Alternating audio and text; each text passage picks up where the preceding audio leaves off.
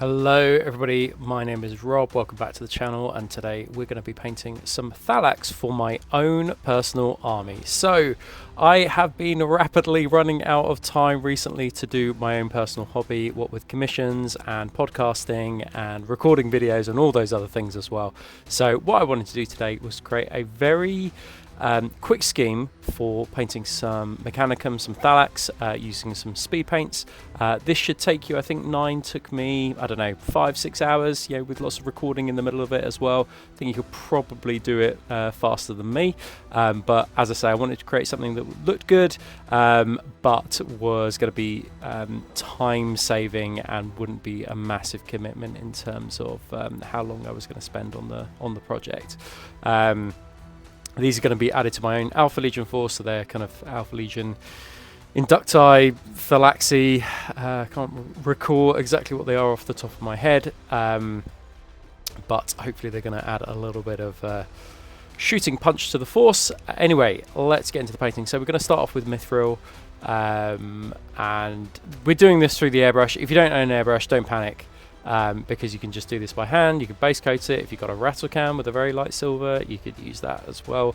As I say, I'm just trying to do this as speedily as I can, but dry brushing the mithril over the a black undercoat is also legitimate for this as well. Right, next up, so hardened leather mixed with a little bit of gloss varnish is going to be our armor color. Now, the reason I have done a very bright silver, in fact the brightest silver possible from the army painter, is because I want the hardened leather to go over this silver to create kind of like a metallic look. I've added in some gloss varnish in there as well, just to make sure that it basically has a little bit of shine. So for every 4 drops of hardened leather, I've used 1 drop of gloss varnish. Would I do that again? Not sure. I think I was intending not to kind of like gloss it at all or varnish it in any way, which is why I added the gloss varnish in. I was just kind of hoping to be able to get away with not varnishing it. In reality, as you'll see a little bit later in the video, I did gloss, but made the choice to gloss varnish it for various reasons that I'll talk about a little bit later. So you could probably get away with not adding a little bit of gloss varnish into the speed paint mix.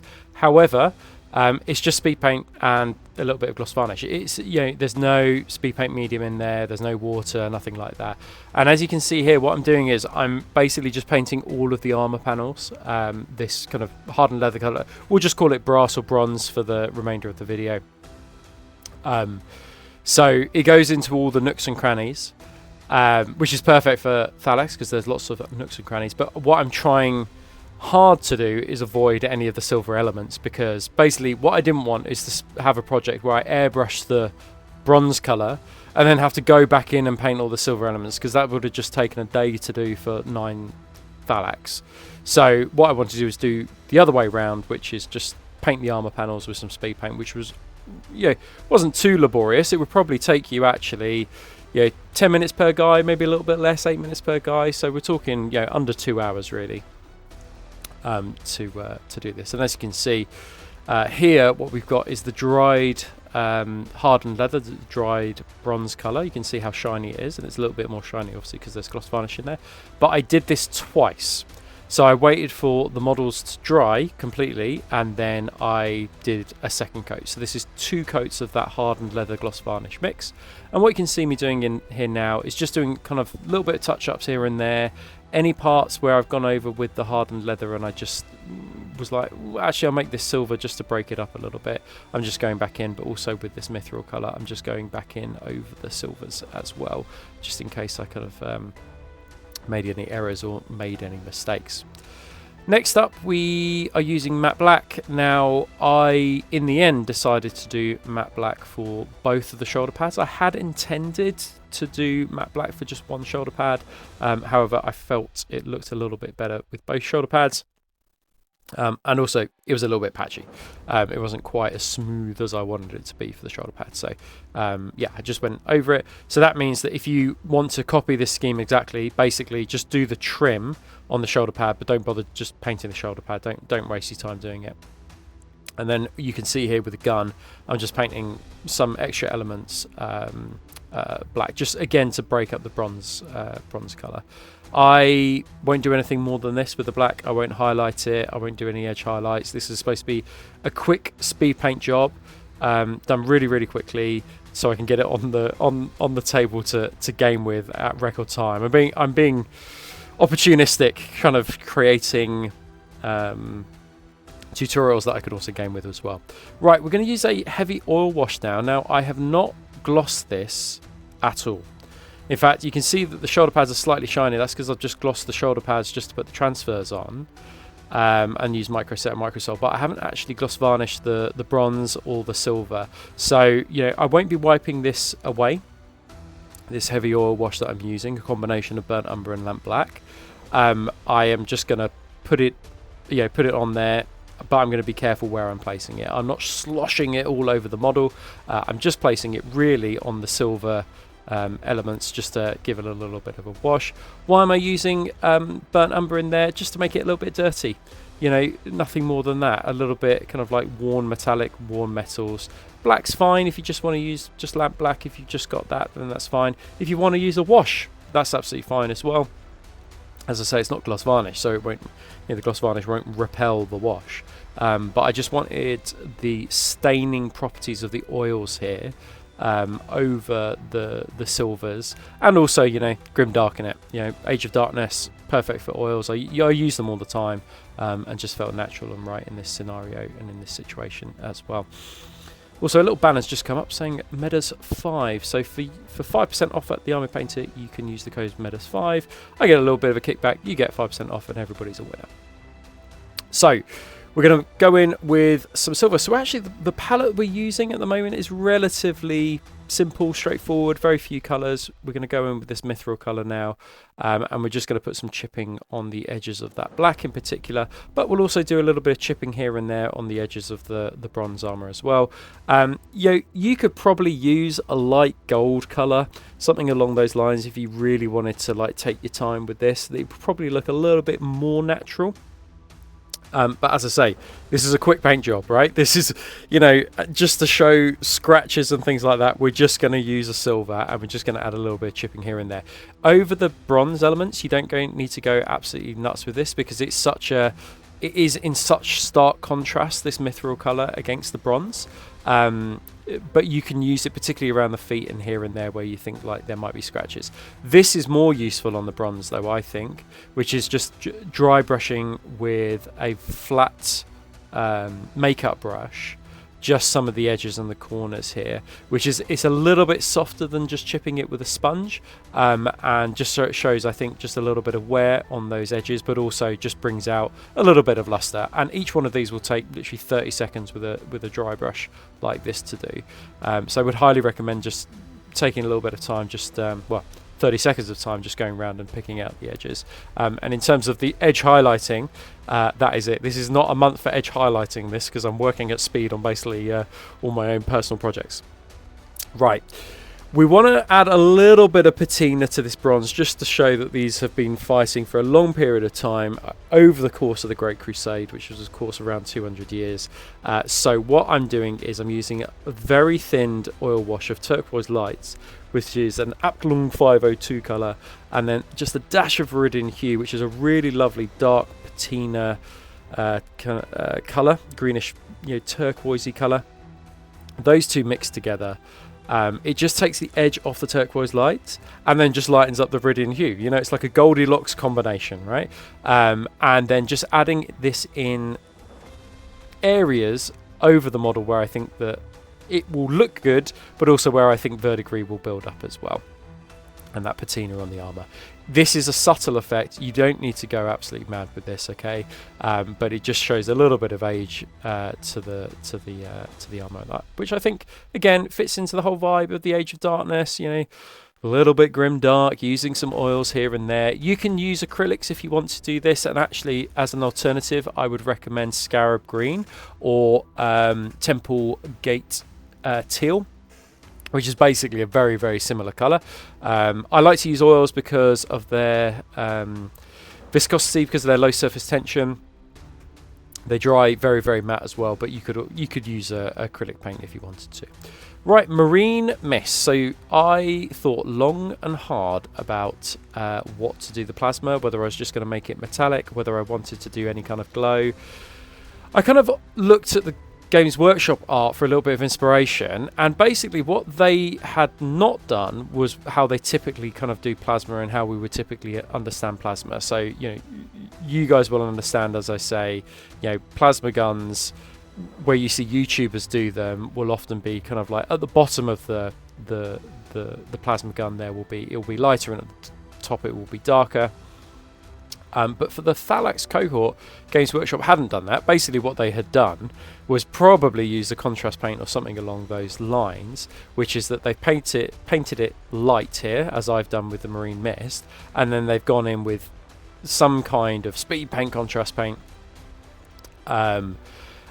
just to get into the recesses, and then the edges they've just lightened up. So it's slightly a different kind of like plasma glow to the one that we understand, that you would typically see YouTubers doing nowadays. But basically it takes like literally you know, a quarter of the time to do it this way. I didn't want to faff around with like a glow. I didn't want to kind of like do edge highlights to sell the glow. This is just a really, really simple way to do it. And what you can see here is just a mix of Caribbean Ocean and Plasmatic Bolt mixed together. No speed paint medium in this, and I'm just applying that over dried Marine Mist as the base coat, and that is basically going to be my plasma glow. Now you could, if you wanted to, just leave it. Like, you don't have to do anything else, because the speed paint just runs into the recesses here, but I would, if I'm honest, just to sell the effect a little bit more, I would recommend just edge highlighting, or just kind of like highlighting that ribbing, I guess, just to sell the effect a little bit further. That is like the, you know, in terms of the work that we are doing, this is probably the most time consuming and the most laborious beyond the actual kind of like the bronze armor.